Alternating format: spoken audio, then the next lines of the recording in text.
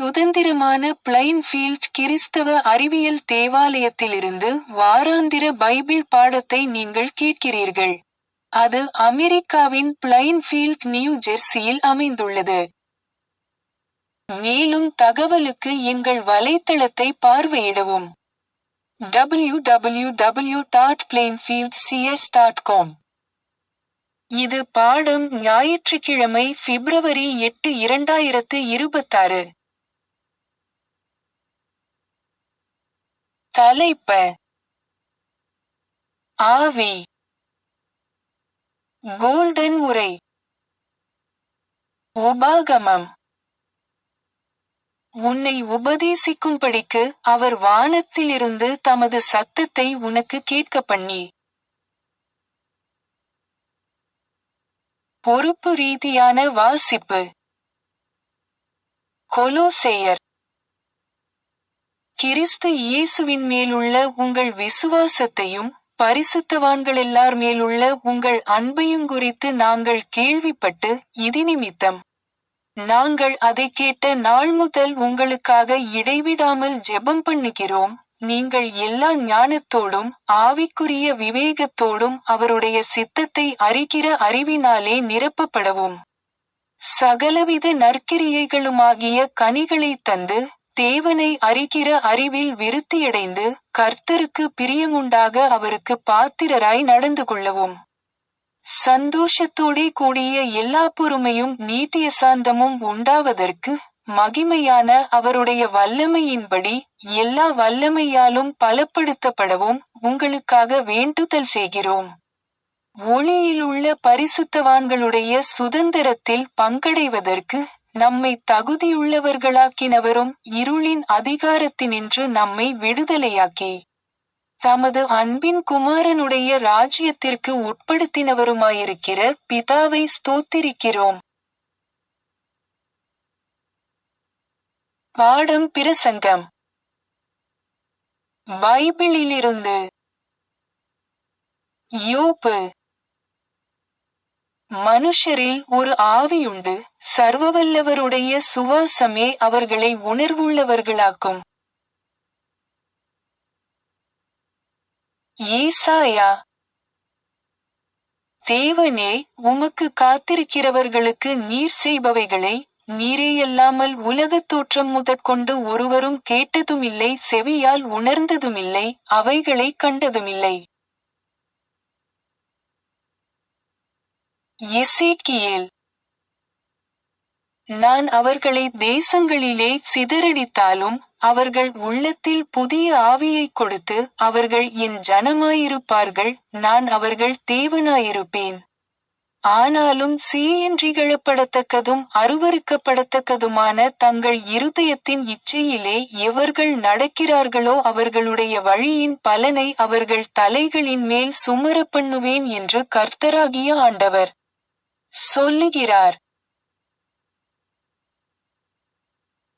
Samuel. Samuel என்னும் பிள்ளையாண்டான் ஏலிக்கு முன்பாக கர்த்தருக்கு பணிவிடை செய்து கொண்டிருந்தான். அந்நாட்களிலே கர்த்தருடைய வசனம் அபூர்வமாயிருந்தது, பிரத்தியட்சமான தரிசனம் இருந்ததில்லை. ஒரு நாள் ஏலி தன்னுடைய ஸ்தானத்திலே படுத்துக் கொண்டிருந்தான். அவன் பார்க்க கூடாதபடிக்கு அவனுடைய கண்கள் இருளடைந்திருந்தது. தேவனுடைய பெட்டி இருக்கிற கர்த்தருடைய ஆலயத்தில் தேவனுடைய விளக்கு அணைந்து போகும் முன்னே சாமுவேலும் படுத்துக் கொண்டிருந்தான். அப்பொழுது கர்த்தர் சாமுவேலை கூப்பிட்டார். அதற்கு அவன், இதோ இருக்கிறேன் என்று சொல்லி ஏலியினிடத்தில் ஓடி, இதோ இருக்கிறேன், என்னை கூப்பிட்டீரே என்றான். அதற்கு அவன், நான் கூப்பிடவில்லை, திரும்பிப் போய் படுத்துக்கொள் என்றான். அவன் போய் படுத்துக்கொண்டான். மறுபடியும் கர்த்தர் சாமுவேலே என்று கூப்பிட்டார். அப்பொழுது சாமுவேல் எழுந்திருந்து ஏலியினிடத்தில் போய், இதோ இருக்கிறேன், என்னை கூப்பிட்டீரே என்றான்.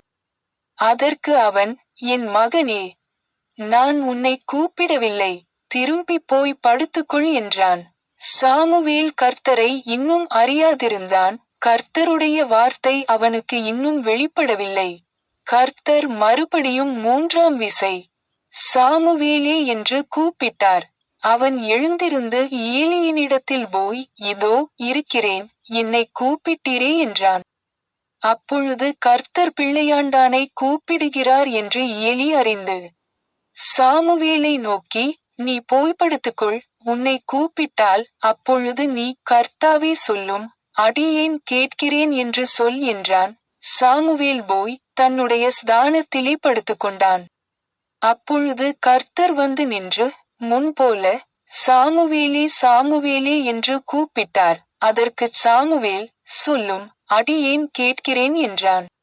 கர்த்தர் சாமுவேலை நோக்கி, இதோ, நான் இஸ்ரவேலில் ஒரு காரியத்தைச் செய்வேன், அதை கேட்கிற ஒவ்வொருவனுடைய 2 காதுகளிலும் அது தொனித்துக் கொண்டிருக்கும்.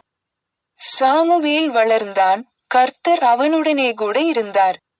அவர் தம்முடைய எல்லா வார்த்தைகளிலும் ஒன்றையாகிலும் தரையிலே விழுந்து போகவிடவில்லை. சாமுவேல் கர்த்தருடைய தீர்க்கதரிசிதான் என்று தான் முதல் பெயர்செபா மட்டும் உள்ள சகல இஸ்ரவேலருக்கும் விளங்கினது. ஏசாயா. நீங்கள் வலதுபுறமாய்ச் சாயும் போதும் இடதுபுறமாய்ச் சாயும் போதும் வழி இதுவே, இதிலே நடவுங்கள் என்று உங்களுக்கு பின்னாலே சொல்லும் வார்த்தையை உங்கள் காதுகள் கேட்கும். கொரிந்தியர். தேவனுடைய சித்தத்தினாலே இயேசு கிறிஸ்துவின் அப்போஸ்தலனாகும்படி அழைக்கப்பட்டவனாகிய பவுலும்.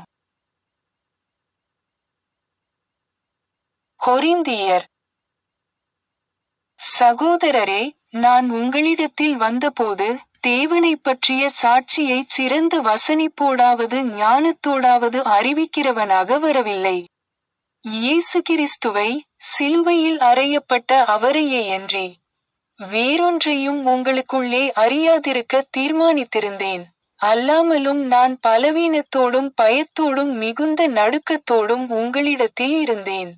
உங்கள் விசுவாசம் மனுஷருடைய ஞானத்திலல்ல, தேவனுடைய பெலத்தில் நிற்கும்படிக்கு என் பேச்சும் என் பிரசங்கமும் மனுஷ ஞானத்திற்குரிய நயவசனமுள்ளதாயிராமல் ஆவியினாலும் பெலத்தினாலும் உறுதிப்படுத்தப்பட்டதாயிருந்தது. அப்படியிருந்தும் தேறினவர்களுக்குள்ளே ஞானத்தை பேசுகிறோம், இப்பிரபஞ்சத்தின் ஞானத்தையல்ல, அழிந்து போகிறவர்களாகிய இப்பிரபஞ்சத்தின் பிரபுக்களுடைய ஞானத்தையுமல்ல. உலகத் தோற்றத்திற்கு முன்னே தேவன் நம்முடைய மகிமைக்காக ஏற்படுத்தினதும் மறைக்கப்பட்டதுமாயிருந்த இரகசியமான தேவ ஞானத்தையே பேசுகிறோம். எழுதியிருக்கிறபடி, தேவன் தம்மில் அன்பு கூறுகிறவர்களுக்கு ஆயத்தம் பண்ணினவைகளை கண் காணவுமில்லை, காது கேட்கவுமில்லை, அவைகள் மனுஷனுடைய இருதயத்தில் தோன்றவுமில்லை. நமக்கோ தேவன் அவைகளை தமது ஆவியினாலே வெளிப்படுத்தினார். அந்த ஆவியானவர் எல்லாவற்றையும், தேவனுடைய ஆழங்களையும் ஆராய்ந்திருக்கிறார். மனுஷனிலுள்ள ஆவியையன்றி மனுஷரில் எவன் மனுஷனுக்குரியவைகளை அறிவான்? அப்படிப்போல தேவனுடைய ஆவியையன்றி ஒருவனும் தேவனுக்குரியவைகளை அறியமாட்டான். நாங்களோ உலகத்தின் ஆவியைப் பெறாமல் தேவனால் எங்களுக்கு அருளப்பட்டவைகளை அறியும்படிக்கு தேவனிலிருந்து புறப்படுகிற ஆவியையே பெற்றோம். அவைகளை நாங்கள் மனுஷ்ஞானம் போதிக்கிற வார்த்தைகளாலே பேசாமல், பரிசுத்த ஆவி போதிக்கிற வார்த்தைகளாலே பேசி, ஆவிக்குரியவைகளை ஆவிக்குரியவைகளோடே சம்பந்தப்படுத்தி காண்பிக்கிறோம். ஜென்ம சுபாவமான மனுஷனோ தேவனுடைய ஆவிக்குரியவைகளை ஏற்றுக்கொள்ளான். அவைகள் அவனுக்கு பைத்தியமாகத் தோன்றும். அவைகள் ஆவிக்கேற்ற பிரகாரமாய் ஆராய்ந்து நிதானிக்கப்படுகிறவைகளானதால் அவைகளை அறியவுமாட்டான். ஆவிக்குரியவன் எல்லாவற்றையும் ஆராய்ந்து நிதானிக்கிறான், ஆனாலும் அவன் மற்றொருவனாலும் ஆராய்ந்து நிதானிக்கப்படான். கர்த்தருக்கு போதிக்கத்தக்கதாக அவருடைய சிந்தையை அறிந்தவன் யார்? எங்களுக்கோ கிறிஸ்துவின் சிந்தை உண்டாயிருக்கிறது. யோவான். ஆவியானவர் சத்தியமாகையால் ஆவியானவரே சாட்சி கொடுக்கிறவர். மேரி பேக்கர் எட்டி எழுதிய கிறிஸ்டியன் சயின்ஸ் பாடநூல் அறிவியல் மற்றும் ஆரோக்கியத்துடன் கீடூத்தி ஸ்கிரிப்ட்ஸிலிருந்து தொடர்புடைய பத்திகளை படிப்பேன். அறிவியல் மற்றும் ஆரோக்கியம். ஆன்மா என்பது எல்லாவற்றின் வாழ்க்கை, பொருள் மற்றும் தொடர்ச்சி. இந்த அறிவியலின் முதல் கோரிக்கை, என்னை தவிர வேறு தெய்வங்கள் உனக்கு இருக்கக்கூடாது. இதுதான் நான் என்பது ஆன்மா. எனவே இந்த கட்டளையின் அர்த்தம் இதுதான், உன்னிடம் எந்த அறிவும், வாழ்க்கையும், பொருளும், உண்மையும், அன்பும் இருக்காது, ஆனால் ஆன்மீகமானதுதான் இருக்கும். ஆவியானவர் உணர்வை உயர்த்தி, அனைத்து உண்மைகளுக்கும் இட்டுச் செல்லும் புரிதலை அளிக்கிறார். சங்கீதக்காரர் கூறுகிறார், உன்னதத்தில் இருக்கும் கர்த்தர் பல தண்ணீர்களின் சத்தத்தை விடவும், ஆம், கடலின் வலிமையான அலைகளை விடவும் வலிமையானவர். ஆன்மீக உணர்வு என்பது ஆன்மீக நன்மையை பகுத்தறிதல். புரிதல் என்பது உண்மையான மற்றும் உண்மையற்றவற்றுக்கு இடையிலான எல்லைக்கோடு. ஆன்மீக புரிதல் மனம், வாழ்க்கை, உண்மை மற்றும் அன்பு விரிவடைகிறது மற்றும் தெய்வீக உணர்வை நிரூபிக்கிறது. கிறிஸ்தவ அறிவியலில் பிரபஞ்சத்தின் ஆன்மீக ஆதாரத்தை அளிக்கிறது. இந்த புரிதல் அறிவு சார்ந்ததல்ல, அறிவார்ந்த சாதனைகளின் விளைவு அல்ல, இது வெளிச்சத்திற்கு கொண்டுவரப்பட்ட அனைத்து விஷயங்களின் யதார்த்தமாகும். கடவுளின் கருத்துக்கள் அழியாத, தவறாத மற்றும் எல்லையற்றவற்றை பிரதிபலிக்கின்றன. மரண, தவறு மற்றும் வரையறுக்கப்பட்டவை மனித நம்பிக்கைகள். அவை பொய்க்கும் உண்மைக்கும் இடையில் வேறுபடுத்தி பார்ப்பது அவர்களுக்கு சாத்தியமற்ற ஒரு பணியாக அமைகின்றன. மனிதன் என்பது ஆன்மாவின் கருத்து. அவர் பேரின்ப இருப்பை பிரதிபலிக்கிறார், பிரபஞ்சத்தை ஒளியால் ஒளிரச் செய்கிறார். மனிதன் மரணமற்றவன், ஆன்மீகம். அவன் பாவம் அல்லது பலவீனத்திற்கு அப்பாற்பட்டவன். அவன் காலத்தின் தடைகளை தாண்டி வாழ்க்கையின் பரந்த எல்லைக்குள் என்றென்றும் நுழைவதில்லை, ஆனால் அவன் கடவுளுடனும் பிரபஞ்சத்துடனும் இணைந்து வாழ்கிறான். பொருள் சிந்தனையில் உள்ள ஒவ்வொரு பொருளும் அழிக்கப்படும், ஆனால் மனதில் உள்ள சாராம்சம் கொண்ட ஆன்மீக கருத்து நித்தியமானது. கடவுளின் சந்ததியினர் பொருளிலிருந்தோ அல்லது நிலையற்ற தூசியிலிருந்தோ தொடங்குவதில்லை. அவர்கள் ஆவியிலும் தெய்வீக மனதிலும் உள்ளனர், எனவே என்றென்றும் தொடர்கிறார்கள். மரண இருப்பு என்பது ஒரு புதிர். ஒவ்வொரு நாளும் ஒரு மர்மம். உடல் புலன்களின் சாட்சியத்தால் எது உண்மையானது, எது மாயையானது என்பதை நமக்கு தெரிவிக்க முடியாது.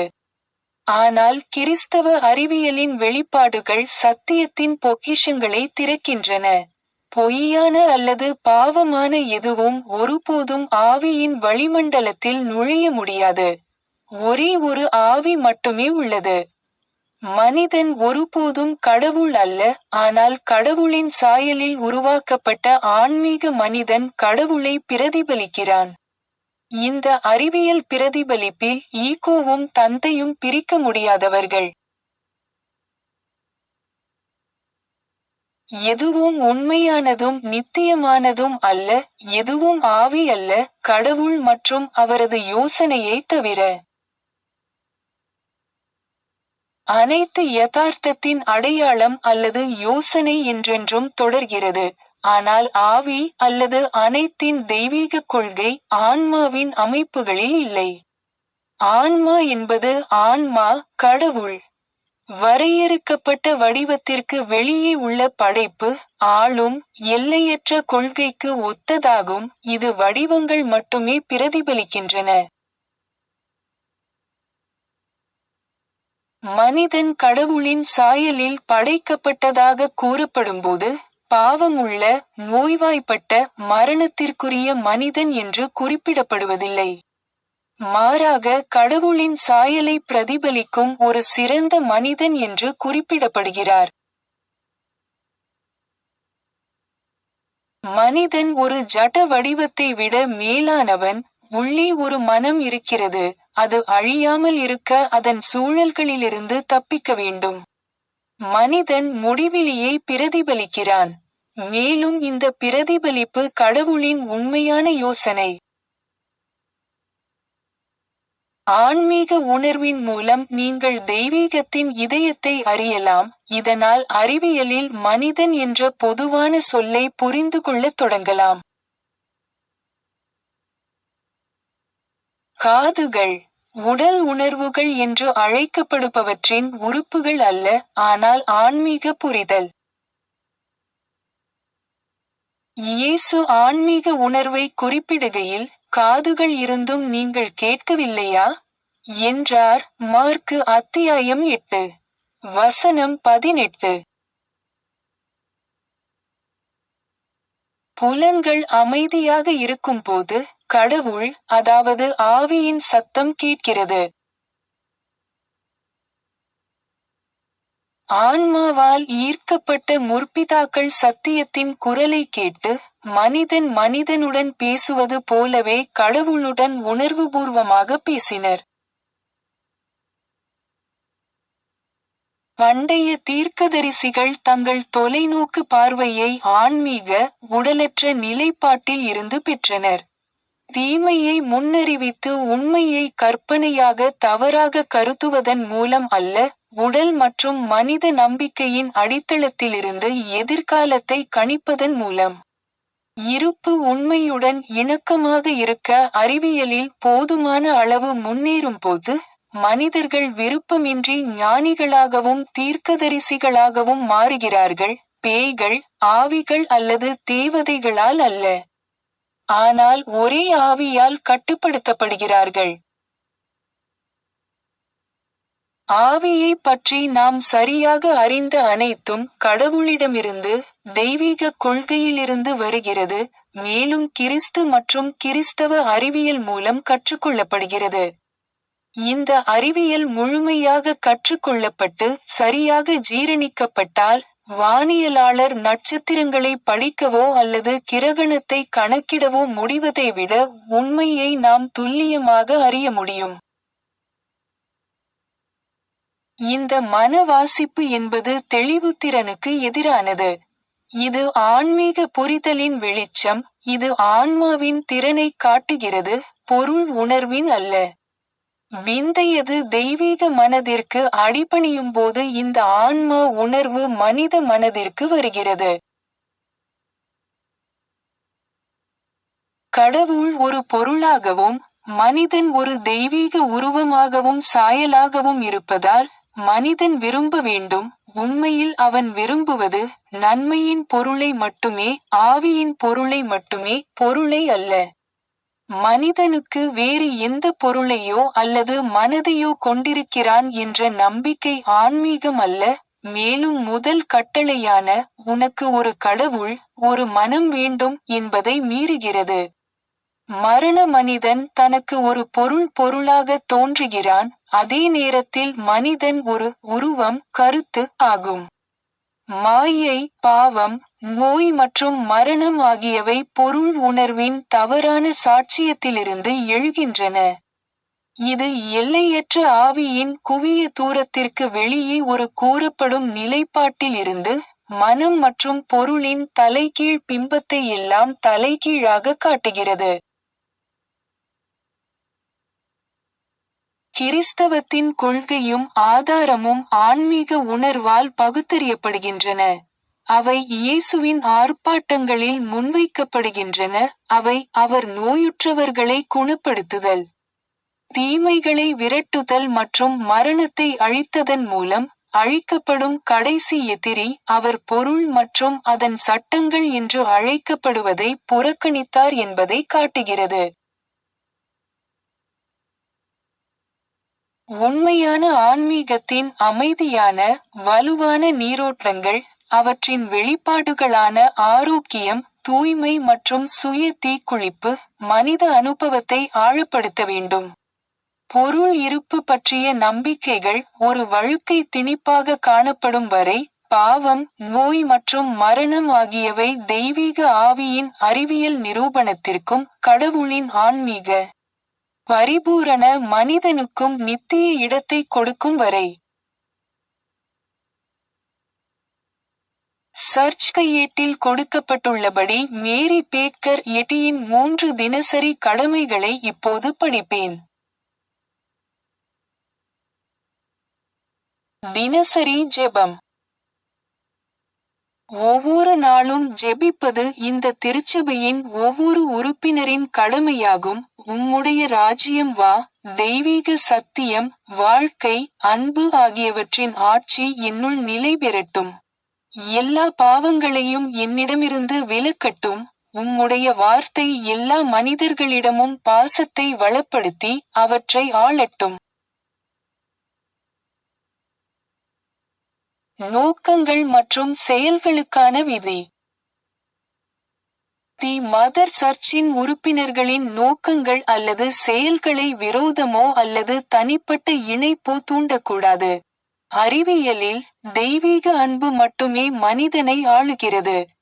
ஒரு கிறிஸ்தவ விஞ்ஞானி அன்பின் இனிமையான வசதிகளையும், பாவத்தை கண்டிப்பதிலும், உண்மையான சகோதரத்துவம், தொண்டு, மன்னிப்பு ஆகியவற்றிலும் பிரதிபலிக்கிறார்.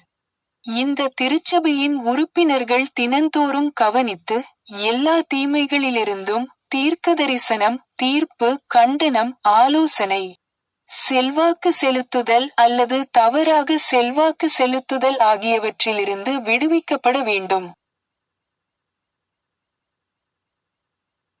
கடமைக்கு விழிப்புணர்வு. ஆக்கிரமிப்பு மனநல ஆலோசனைகளுக்கு எதிராக தினமும் தன்னை தற்காத்துக் கொள்வது இந்த திருச்சபையின் ஒவ்வொரு உறுப்பினரின் கடமையாகும். மேலும் கடவுளுக்கும், அவரது தலைவருக்கும், மனிதகுலத்திற்கும் அவர் செய்ய வேண்டிய கடமையை மறக்கவோ புறக்கணிக்கவோ கூடாது. அவருடைய கிரியைகளால் அவர் நியாயந்தீர்க்கப்படுவார், நியாயப்படுத்தப்படுவார் அல்லது கண்டிக்கப்படுவார்.